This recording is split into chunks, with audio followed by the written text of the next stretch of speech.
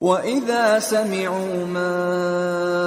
أُنزِلَ إِلَى الرَّسُولِ تَرَىٰ أَعْيُنَهُمْ تَفِيضُ مِنَ الدَّمْعِ مِمَّا عَرَفُوا مِنَ الْحَقِّ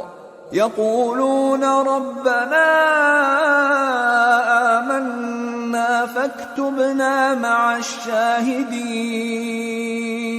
وَمَا لَنَا لَا نُؤْمِنُ بِاللَّهِ وَمَا جَاءَنَا مِنَ الْحَقِّ ونطمع أن يدخلنا ربنا مع القوم الصالحين فأثابهم الله بما قالوا جنات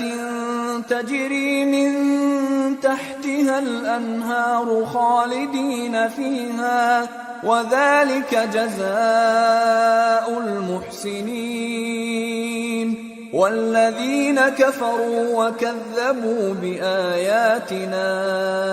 أولئك أصحاب الجحيم۔ اور جب اس کتاب کو سنتے ہیں جو اس پیغمبر محمد صلی اللہ علیہ وآلہ وسلم پر نازل ہوئی تو تم دیکھتے ہو کہ ان کی آنکھوں سے آنسو جاری ہو جاتی ہیں، اس لیے کہ انہوں نے حق بات پہچان لی،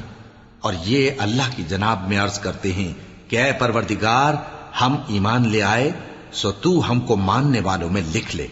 اور ہمیں کیا ہوا ہے کہ اللہ پر اور حق بات پر جو ہمارے پاس آئی ہے ایمان نہ لائیں،